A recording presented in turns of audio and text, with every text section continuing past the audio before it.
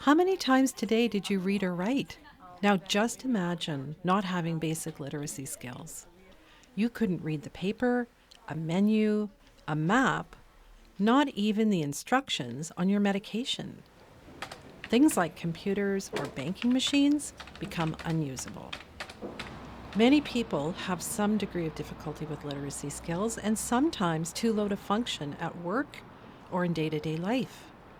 Not everyone fits into formal, structured learning, and the stigma and shame of illiteracy makes it hard to ask for help. Fortunately, here in Victoria, we have programs which assist people of all ages to improve their literacy skills in a learner-focused, supportive environment. On today's show, we are featuring the work of Literacy Victoria and the Greater Victoria Public Library. You know, the role of the public library in our community, it often depends on who you're talking to. We are a great resource for the community. We connect readers to material that they wish to read. We build community connections. In terms of having a public space to go to, there's a term that's called the third space, and we find that the public library is very much that third space. You've got your home space, you've got your work or your school space, and then where do you go is that third place. You know, you don't want to be, you're not at home, maybe you've got a very small apartment, you know, you don't have a great deal of room to spread out, you don't want to go back to work, and you don't want to go back to school, you come to the public library. Today I needed to check my email. I don't have a computer at home and these are really easy to use. Great. And do you come often to use the computers here? Yeah, a couple of times a week. What do you enjoy about coming to the library?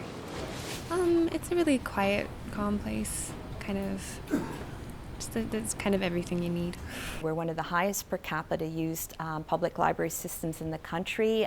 We circulate over 6 million items every year. We hit that record this last year. We're open 7 days a week. We have many group activities in our many branches. We certainly have opportunities for meetings to be held, but we do things like a program, for example, the Teen Tech Buddies, in which we have teenager volunteers helping older individuals become comfortable with technology, computers and things like that. We have something called a tech petting zoo that staff have set up so that people across the system can learn how to use new devices. We asked Andrea, owner and operator of Russell Books, how the introduction of digital readers has affected her business. With the e-reader, the book industry is changing. I think for the good, and but within our bookstore alone, we carry new and used books, and we carry books at a better price than you'd be able to purchase through an e-reader. So our business is great, things are great, the book industry is changing, and hopefully for the better. I have enjoyed ebooks lately on my iPad and on an e-reader that I was given for Christmas last year. So the great thing about that is you can carry a gazillion books around if you're traveling, and it's really in one package. So both. If I'm at home, I like to read hard copies. If I'm on the road, I like to read my iPad. If more and more books become available only as ebooks, and that is starting to happen, what happens if you don't have a device? What happens if either you can't afford it or you do not have the technological ability to handle it, to load it up? So one of the roles of the library has always been making sure that people have access, that we have equal access for our community. So we have a lot of people coming in and really sort of reviving their library cards that they haven't used in years to use the ebook collection. So that's really exciting. It's bringing people back to the library. But we have people who want to borrow everything. So DVDs, CDs, digital music, you name it, we have it and people are using it. Coming to the public library is kind of that one-stop destination that everyone logically will come to, because we can help bridge that transition between print and electronic content, and also help people create their own content. And we also have, you know, our mobile app, you know, so you don't have to be at a desktop. I've got the app and I love it. Very good. Yes, it. it's very effective. Yeah. We have a great program called Book Smack, and we have librarian staff who talk about books that are new and noteworthy and give kind of mini reviews. We've done that at the Belfry Theatre, you know, so we run a lot of programs off-site. We do quite a bit of outreach. We partnered with the Art Gallery of Greater Victoria and hosted our first Human Library project. So over one afternoon we had people identify themselves as different books. So depending on what their area of expertise was, we had one like a World War II vet here, a woman who does a lot of community gardening, a graffiti artist, and then other people got to come and book a conversation with them. So we want to develop that, and actually this fall we always celebrate Culture Days at the end of September. And this year in the fall we're partnering with Pacific Opera Victoria and the University of Victoria to help sort of program around Shakespeare for the fall staff programming. And so we're going to do another human library or a living library that's focused on the arts. So we'll have different artists, like people from maybe the ballet or the symphony, painters, writers, and with an idea that people can book a conversation with artists. One fellow's going to come and talk about cancer research, which will be very interesting. We also do a number of programs in partnership with the University of Victoria Centre on Aging. So like 6-week series on diabetes management, chronic pain, chronic disease. The library also caters to the young, with a large reading section, play area, and computers. It also has programs for teens. We have programs that help them to collect volunteer hours, which they need to finish high school. So we have quite a suite of those programs. We have Reading Buddies, where we have teens who volunteer to read with little buddies who are grades 1 to 4 these little buddies need extra practice with their reading. So they'll meet either during the school year, they'll meet for an hour a week, usually on a Saturday for 8 weeks, and then over the summer they'll meet. We have a slightly different schedule where they meet for an hour a day. That we have is Summer Reading Club, which last year we had 6,000 kids sign up, so it's a very popular program. How does that work? The kids would come in on the last day of school, so this year that's June 27th. They'll sign up and they'll get their reading record, which is it's all free. So collect their reading record and they'll take it away, and every week that they've read every day, they can come in and collect stickers and a little prize. So we have weekly prizes. And then we also have a whole bunch of programs. There'll be well over 100 programs that kids can sign up for. It's all free. Do you like coming to the library? Yes, I do a lot. I love the books and the computers. What do you do on the computers? I just play some games. 2 boxes for Rock Bay would be good, don't you think, usually? And so this and another, we've got to replenish some of these bins. Madeline and Carl are busy loading up with books and will head out into the community as part of Literacy Victoria's Bookmobile program. Well, we've been doing it for about 3 years, and we originally started with a U-Haul van, which was huge and awkward, and then we finally went to this little cute truck that is so easy to maneuver around, and many of our clients love it because it's just really cute and unusual and different. And at some of the organizations that we come to, they come out of the doors running to the truck. Some of them have even said, "Oh, you're our favorite people." It's really fun to tootle around town delivering books to people who don't normally get to the library or can't afford to buy books. Well, I was just coming in here for a cup of coffee one day, and I noticed the bookmobile out here, so I just stopped by and got a couple of books. I had no idea. I asked her what it was about. She said, "Oh, you just take a book and then bring it back whenever you want." And so I've been coming here for about a year. The Bookmobile isn't the only outreach that Literacy Victoria provides. Inka loads up for her day visiting different locations in the community. The Mobile Computer Lab goes to 3 different organizations each week. We have a team of about 15 volunteers, and we bring everything we need to help teach people computer skills. So we bring an internet router, a printer, a scanner, and 8 computers.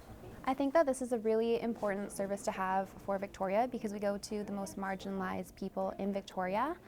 And this program really helps bridge the divide in which we give access to people who wouldn't otherwise have access to talking to their friends who maybe live in a different city or a different country. People can apply for better jobs, better housing. We give them access to legal and medical resources. So I think that it's a really important program for Victoria. All of our tutors have to be 18 years or older. And does it require any training before they become a tutor? We have 1 core tutor training session that every tutor goes through, and then depending on the program they choose to volunteer with, we have additional training sessions. Whether it's through their in-house tutors or outreach programs for inmates, Literacy Victoria caters to the individual needs of their clients. Most of our learners at the prison are people who have left school at an early age. They never really formally finished their high school. They didn't some of them didn't really go very far beyond grade 3 or 4. Right. And what they need is to revisit the whole issue of reading, punctuation, spelling, writing, even just handwriting, being able to write neatly. And a lot of it, frankly, is just regaining confidence in their ability to read and write. Well, you see, it's all a ripple effect.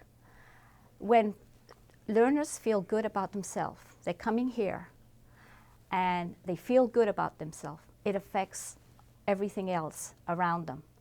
And as a tutor, I'm not coming here just to tutor. I'm coming here to make a difference so it can affect other areas of their lives. When my father passed away, my brother moved us out here. And of course, I was still taking care of my mom, but my brother noticed that my reading wasn't that good and my spelling, and he noticed, of course, I was withdrawn, didn't have any contact with peers. And he said, I got to get you out of the apartment and get you to get contact with your peers. Many of us look upon having low reading or writing or spelling skills as being a bit of a question mark in our minds, because we say, well, how did that happen? You know, didn't you go to school or whatever? And I think it's really important to understand that people acquire skills throughout their lives.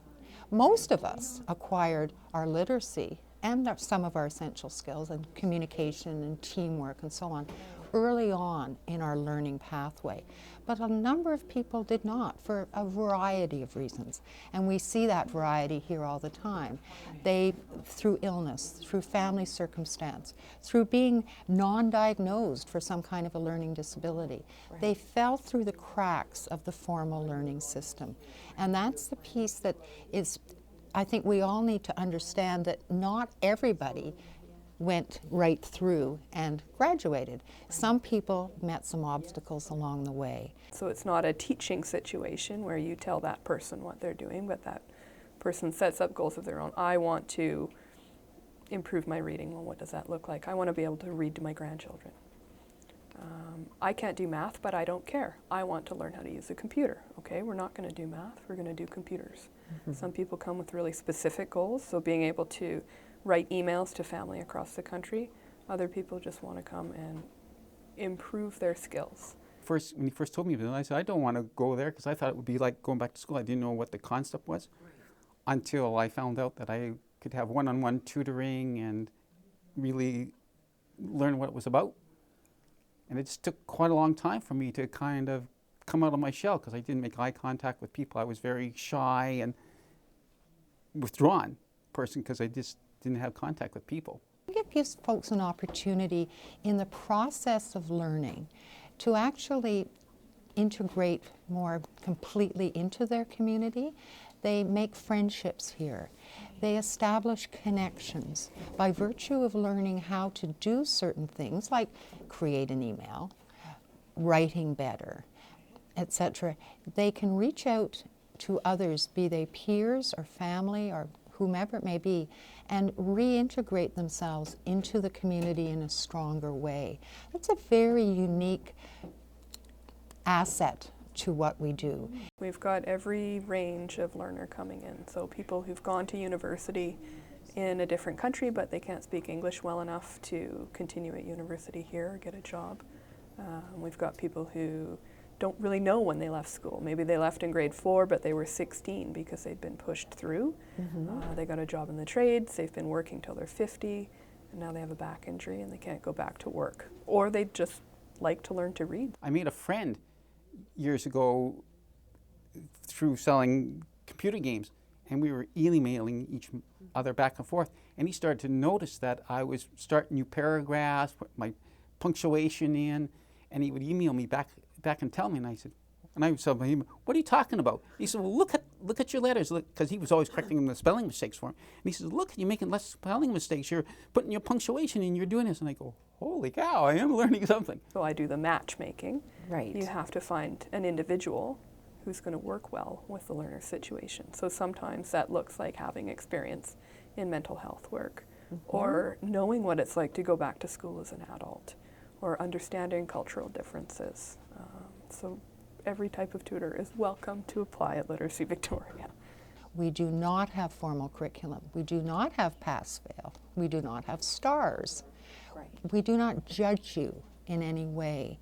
We put you with a tutor who will work with you towards your learning goal. So what you want to know and learn is the important piece, not what we think you should be learning.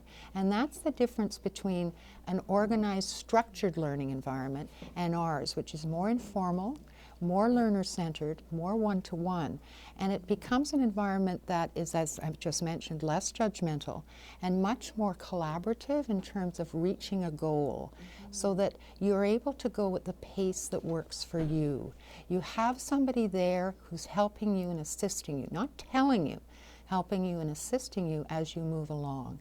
And you're not at the end of the day going to be told you didn't make it, because everybody makes it.